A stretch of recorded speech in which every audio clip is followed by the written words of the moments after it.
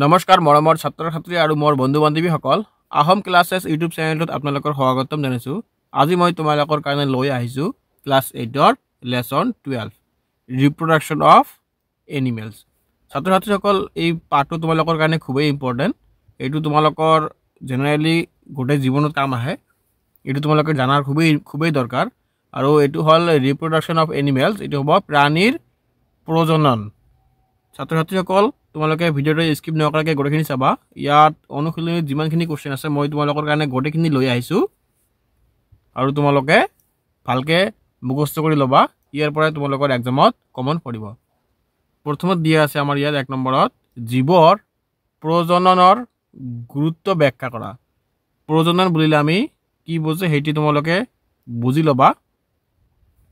ইয়াতে কৈছে জীৱৰ প্ৰজননৰ গুৰুত্ব ব্যাখ্যা কৰা। জীৱে কিয় প্ৰজনন লাগে বা প্ৰজনন কেনেকৈ হয়, ইয়াৰ গুৰুত্ব কি তাৰ বিষয়ে ব্যাখ্যা কৰিবলৈ কৈছে। ছাত্ৰ ছাত্ৰীসকল মই উত্তৰটো কৈ দিয়াৰ আগতে তোমালোকে অলপ বুজি ল'বা যে যদি মোৰ চেনেলটো ছাবস্ক্ৰাইব কৰা নাই তোমালোকে চেনেলটো ছাবস্ক্ৰাইব কৰি ল'বা আৰু এনেকুৱা ধৰণৰ ভিডিঅ' তোমালোকে পাই থাকিবা। আৰু পাৰিলে লাইক কৰিবা, কমেণ্ট কৰিবা আৰু শ্বেয়াৰ কৰিবা। ইয়াত উত্তৰত দিয়া আছে জীৱৰ সৃষ্টি জীৱৰ পৰাই হয়। ছাত্ৰ ছাত্ৰীসকল এইটো তোমালোকে জানা, জীৱৰ সৃষ্টি জীৱৰ পৰাই হয়। জীৱৰ ক্ৰম বিকাশ সম্ভৱ হৈছে জীৱৰ বংশানুক্ৰমে হৈ থকা প্ৰজনন আৰু তাৰ পৰিৱেশৰ লগত হোৱা পৰিৱৰ্তনৰ বাবে। ছাত্ৰ ছাত্ৰীসকল জীৱৰ পৰাই জীৱ হয়, এইটোৱে তোমালোকৰ প্ৰজনন বুলি কয়। জীৱে যেতিয়া প্ৰজনন কৰে তেতিয়া আৰু এটা জীৱ তাৰ পৰাই সৃষ্টি হয়।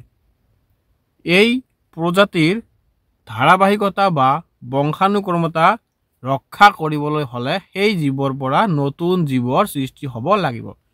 যিকোনো এটা জীৱৰ বৰ্তি থাকিবলৈ বা তাৰ বংশটো শেষ নহ'বলৈ সেই জীৱৰ প্ৰজনন কৰি কেনে নতুন জীৱ সৃষ্টি কৰিব লাগিব। নতুন জীৱ বা সতি সন্তানৰ উৎপত্তি হ'বৰ বাবে প্ৰজনন প্ৰক্ৰিয়াৰ আৱশ্যক। প্ৰজনন নহ'লে নতুন জীৱ উদ্ভিদ বা প্ৰাণীৰ বিস্তাৰ হ'ব নোৱাৰে। প্ৰজনন নোহোৱাকৈ উদ্ভিদ বা প্ৰাণী কেতিয়াও বংশবৃদ্ধি কৰিব নোৱাৰে। প্ৰজনন নহ'লে পৃথিৱীৰ জীৱৰ অস্তিত্ব কাহানি বাই শেষ হৈ গ'লহেঁতেন। যদি প্ৰজনন নহ'লহেঁতেন আমাৰ পৃথিৱীত তেনেহ'লে আমি পৃথিৱীত নাথাকিলোঁ হয় আৰু পৃথিৱীত কোনো গছ গছনিও নাথাকিলে হয়। 2 নম্বৰত কৈছে মানুহৰ নিষেচন প্ৰক্ৰিয়া বৰ্ণনা কৰা। মানুহৰ নিষেচন প্ৰক্ৰিয়া বৰ্ণনা কৰিবলৈ কৈছে। ইয়াত উত্তৰত দিয়া আছে তোমালোকৰ মানুহৰ ক্ষেত্ৰত যৌন প্ৰজনন হয়।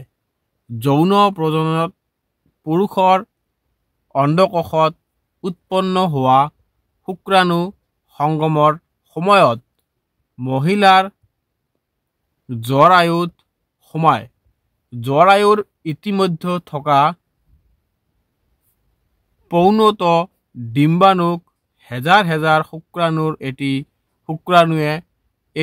এটা শুক্ৰাণুৱে ডিম্বাণুৰ লগত মিলন ঘটায়। এই সংযোজনৰ নামেই নিষেচন। নিষেচনৰ ফলত শুক্ৰাণু আৰু ডিম্বাণুৰ দুয়োটা কোষ কেন্দ্ৰ মিলি এটা নতুন কোষ কেন্দ্ৰ সৃষ্টি কৰে। ইয়াকে যোজন কোষ বোলে। সময়ত এটা যিজন কোষৰ বিকাশ ঘটি পূৰ্ণাংগ মানৱত পৰিণত হয়। ছাত্ৰ ছাত্ৰীসকল তোমালোকৰ 2 মাৰ্কছৰ কুৱেশ্যনটো খুবেই ইম্পৰ্টেণ্ট। মই তোমালোকক এনে থুলমূলকৈ বুজাই আছোঁ। আমাৰ পুৰুষৰ যিবিলাক শুক্ৰাণু আছে মানে আমাৰ যিটো লিংগ আছে তাৰ পৰা শুক্ৰাণু ওলায় আৰু মহিলাসকলৰ যিটো স্ত্ৰীলিংগ আছে তেওঁলোকৰ পৰা এটা ডিম্বাণু ওলায়। ভিতৰৰ পৰা ডিম্বাণু আহে। যেতিয়া আমাৰ শুক্ৰাণুবিলাক ওলাই কেনে গোটেইখিনি শুক্ৰাণু তাত ভিতৰত থাকিলে তাৰ পৰা এটা শুক্ৰাণু গৈ কেনে এই স্ত্ৰীৰ ডিম্বাণুটোত প্ৰৱেশ কৰে। এই ডিম্বাণুটোত প্ৰৱেশ কৰাৰ পিছত তাতে মানে এটা নতুন কোষ হয় আৰু নতুন কোষৰ পৰা এইটো লাহে লাহে বাঢ়ি এটা মানৱ দেহৰ সৃষ্টি হয় তাকে তোমালোকে নিষেচন বুলি ক'ব পাৰা 3 নম্বৰত দিয়া আছে উপযুক্ত উত্তৰটো বাছি উলিওৱা 3 নম্বৰৰ কত দিয়া আছে অন্ত নিষেচন ঘটে অন্ত নিষেচন আমাৰ কত ঘটে এইটো এনসাৰ দিয়া আছে তোমালোকৰ স্ত্ৰীৰ দেহত অন্ত নিষেচন আমাৰ স্ত্ৰীৰ দেহত ঘটে খ নম্বৰত দিয়া আছে লালুকি এটা পূৰ্ণাংগ ভেকলিলৈ বিকশিত হোৱা প্ৰক্ৰিয়াটো হল এইটো এনসাৰ তোমালোকৰ দিয়া আছে নিষেচন ৰূপান্তৰ টানকৈ লাগি ধৰা আৰু মুকুলন ইয়াৰ উত্তৰটো হ'ব তোমালোকৰ ৰূপান্তৰ এইবিলাক তোমালোকৰ খুবেই ইম্পৰ্টেন্ট দেশবিলাক এটা যোজন কোষত কোষ কেন্দ্ৰৰ সংখ্যা তোমালোকৰ এনসাৰ হ'ব এটা যোজন কোষত কোষ কেন্দ্ৰৰ সংখ্যা এটা 4 নম্বৰ দি আছে নিম্নলিখিত উত্তৰবোৰত শুদ্ধ হলে শুদ্ধ আৰু অশুদ্ধ হলে লিখিবা শুদ্ধ হলে সু লিখিবা আৰু অশুদ্ধ হলে অশুদ্ধ লিখিবা ডিম্বস প্ৰাণীয়ে পোৱালি জগায় এইটো হ'ব তোমালোকৰ অশুদ্ধ 2 নম্বৰত দি আছে প্ৰতিটো শুক্ৰাণু এটা এককোষী এইটো হ'ব তোমালোকৰ শুদ্ধ প্ৰতিটো শুক্ৰাণুৱে এককোষী ভেকুলীৰ বহি নিষেচন হয় এইটো হ'ব তোমালোকৰ শুদ্ধ বহি নিষেচন মানে ভেকুলীয়ে আমি যেনেকুৱা মানুহে যেনেকুৱা তেওঁলোকৰ নিষেচন ভিতৰত হয় ভিতৰত হলে তাৰ যিটো কাম হয় মানুহৰ শৰীৰৰ ভিতৰতে হয় ঠিক তেনেকুৱা ভেকুলীৰ যে নিষেচন হয় এইটো তেওঁলোকৰ বাহিৰত হয় সেই কাৰণে তাক তেওঁলোকক বহি নিষেচন বুলি কোৱা হয় এটা জনন কোষৰ পৰা এজন নতুন মানুহৰ সৃষ্টি হয় এইটো তোমালোকৰ হ'ব অশুদ্ধ ই নম্বৰত দিয়া আছে তোমালোকৰ নিষেচনৰ পিছত পৰা এটা কণী এক কোষ যুক্ত হয় এইটো হ'ব তোমালোকৰ শুদ্ধ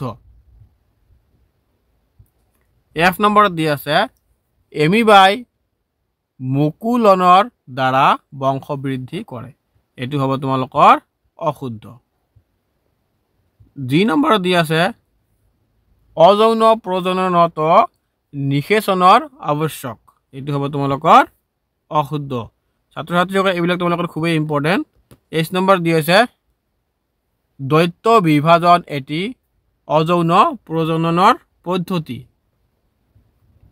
এইটো হ'ব আমাৰ এনসাৰ শুদ্ধ তাৰ পিছত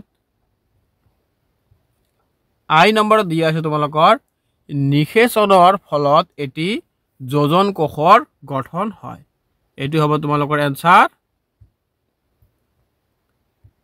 শুদ্ধ তাৰ পিছত J নম্বৰ দিয়া আছে এটা ভ্ৰাণ এটা একক কোষৰ গঠিত এইটো হ'ব তোমালোকৰ অশুদ্ধ 5 নম্বৰ দিয়া আছে এটা যোজন কোষ আৰু এটা গৰ্ভভ্ৰাণৰ মাজৰ পাৰ্থক্য উল্লেখ কৰা এইটো হ'ব তোমালোকৰ ক নম্বৰত দিয়া আছে এটা যোজন কোষ এককোষীয় আনহাতে এটা গৰ্ভভ্ৰাণ কোষ বহুকোষীয় এইবিলাক সহজ কোশ্চেন তোমালোকৰ খুবেই ইম্পৰ্টেন্ট আৰু সহজ খ নম্বৰ পুংজনন কোষ আৰু স্ত্ৰী জনন কোষৰ মিলনত এটা যোজন কোষৰ সৃষ্টি হয় আনহাতে যোজন কোষ বিকাশ হৈ এটা গৰ্ভভ্ৰূণৰ সৃষ্টি হয় গ নম্বৰ দি আছে এটা যোজন কোষৰ অংগ প্ৰত্যংগ চিনি পোৱা নাযায় আনহাতে এটা গৰ্ভভ্ৰূণৰ অংগ প্ৰত্যংগ চিনি পোৱা যায় 6 নম্বৰ দি আছে অযৌন প্ৰজননৰ সংজ্ঞা দিয়া প্ৰাণীৰ অযৌন প্ৰজননৰ দুটা পদ্ধতি বৰ্ণনা কৰা উত্তৰ দিয়া আছে যি প্ৰজনন যৌনাংগৰ মিলনৰ ফলত নঘটি একক মাতৃ বা একক পিতৃৰ পৰা হোৱা প্ৰজননক অযৌন প্ৰজনন বোলে। প্ৰাণীৰ অযৌন প্ৰজননৰ দুটা পদ্ধতি হ'ল, এক নম্বৰত ক নম্বৰত দিয়া আছে মুকুলন, হাইড্ৰ, ইষ্ট আদিৰ দৰে নিম্ন খাপৰ প্ৰাণীবোৰৰ দেহত কিছুমান উশোহা অংগৰ সৃষ্টি হয়। এইবোৰ একোটা মুকুল। এই মুকুলবোৰ সময়ত পৌনত হৈ মূল হাইড্ৰা বা ইষ্টটোৰ পৰা খহি পৰে। এই অংশটোৱে বিকশিত হৈ এটা নতুন জীৱৰ সৃষ্টি কৰে। খ নম্বৰ দি আছে দ্বৈত বিখণ্ড। এমিবা আদিৰ দৰে এককোষী ইহঁত প্ৰাণীৰ দেহত থকা কোষকেন্দ্ৰটো দুটা কোষত বিভক্ত হৈ পৰে। তাৰ পাছত দেহটো দুটা ভাগত বিভক্ত হৈ যায়। প্ৰতিটো অংশই এই কোষকেন্দ্ৰ গ্ৰহণ কৰি দুটা অপত্য এমিবাৰ সৃষ্টি হয়। এনে প্ৰজননক দ্বৈত বিখণ্ড বোলা হয়।